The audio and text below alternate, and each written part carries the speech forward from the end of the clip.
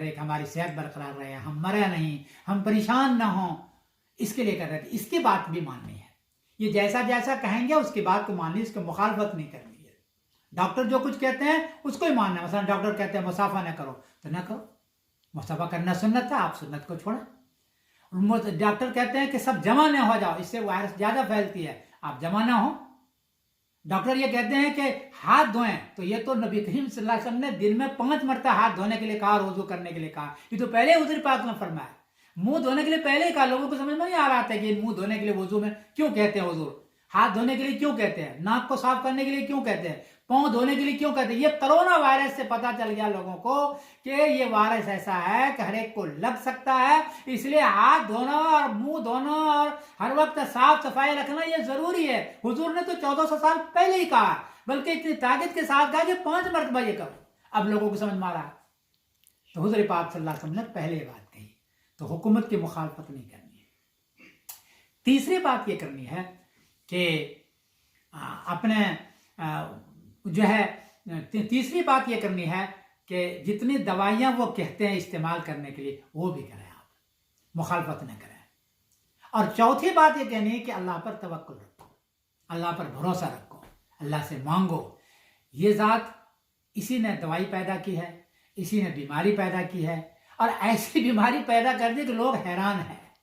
تو اللہ پر توکل رکھو, اللہ پر بھروسہ رکھو کہ اللہ یہ خداوند قدوس ہے جنہوں نے بیماری بھی پیدا کی, انسان کو بھی پیدا کیا, موت بھی پیدا کی اور زندگی بھی پیدا کی. تو اللہ پر توکل بھی رکھو, اللہ پر بھروسہ رکھو. اور چوتھی بات آپ کو یہ کرنی ہے کہ مایوس نہیں ہونا ہے. ہمارے ملکوں میں, ہم جھارکھنڈ کے لوگ ہیں, گاؤں میں حیضہ آتا تھا, تو حیضہ کو دیکھا کہ 10 روز 20 روز 15 روز وہ رہتا ہے, اس کے بعد پھر وہ ختم ہو جاتا ہے. یہ کرونا وائرس بھی مہینے 2 مہینے رہے گا, اس کے بعد پھر ختم ہو جائے گا. یہ بھروسہ رکھو, انشاءاللہ ایسا ہوگا.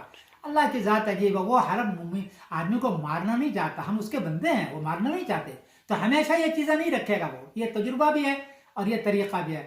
امواس کا وہ جو تعاون آیا تھا نبی کریم کے زمانے میں, آج کہاں ہے؟ نہیں ہے, ختم کر دیا اللہ نے.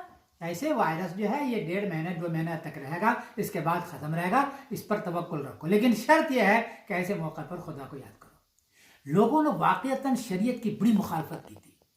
حرام جانور کھا رہے ہیں, بغیر ذبح کیے ہوئے کھا رہے ہیں, اور کہتے ہیں کچھ بھی نہیں ہوتا. آج کل سب کو سمجھ میں آ رہا ہے کہ وہ سور, وہ پیگ, وہ جو ہے شیر, بچھو, بندر, یہ جو چائنا والے کھاتے تھے, اب سمجھ میں آ رہا ہے کہ اس کو نہیں کھانا چاہیے, اس میں واقعی زہر ہے. شریعت نے جو کچھ کہا ہے کہ زہر ہے تو واقعی زہر ہے. ہم کو پہلے سمجھ میں نہیں آتا تھا, اب سمجھ میں آ رہا ہے کہ واقعی زہر ہے, اس کو مت کھاؤ. حضور نے فرمایا تھا کہ تم لواطت مت کرو, زنا مت کرو, یہ حرام چیز ہے, اس سے وائرس پھیلتی ہے. لوگوں کو سمجھ میں نہیں آ رہا تھا, اب سمجھ میں آ رہا ہے کہ واقعی یہ اس سے پھیلتی ہے. اس لیے لوگوں نے سب سے پہلے, حکومت نے شراب کھانا بند کر دیا, کعبہ کھانا بند کر دیا, رنڈی کھانا بند کر دیا, کلب بند کر دیا. نہیں, جتنے جہاں سے یہ حرام چیزیں اور ناجائز چیزیں ہو رہی تھی, یہ حکومت نے پہلے اس کو بند کیا, اس لیے کہ حکومت کو پتہ چل گیا کہ یہیں سے یہ وائرس پھیلتی ہے. مسجدوں کو تو اس نے بعد میں بند کیا, وہ بھی چونکہ ان کو بند کرنا تھا شراب کھانا, تو اس کو بند کیا. پھر شراب کھانے کو تو وہ لوگ چلائے, تو پھر چرچ کو بند کیا, پھر چرچ والا چلایا تو مسجد کو بند کر دیا. مسجد کو تو آخری درجے میں حکومت نے بند کیا, اس لیے اس کو پتہ ہے کہ یہاں شراب نہیں ہے, یہاں زنا نہیں ہے, یہاں وائرس کے پھیلنے کی کوئی چیز نہیں ہے, یہاں لوگ ہاتھ دھوتے ہیں, یہاں لوگ وضو کرتے ہیں, یہاں لوگ غسل کر کے آتے ہیں, اس کو پہلے سے پتا ہے. لیکن چونکہ شراب خانہ کو بند کرنا تھا تو مسجد کو بھی بند کرنا ہوا. اچھا ہے, میں برا نہیں کہتا کہ اس نے حکومت میں غلط کیا, لیکن واقعہ یہ ہے کہ یہ سارے وائرس کے پھیلنے کی چیز, حرام کھانا, سور کو یا جو ہے چمگادڑ کو اور کتے کو اور بلی کو اور شیر کو اور بندر کو, سارے کو کھا رہے ہو, یہ کسی کر رہے ہو؟ حضور نے تو ایسے تھوڑے منع فرمایا. تو پہلے اس کو بند کیا, اور اب جو ہے آخر میں مسجد بھی بند ہے.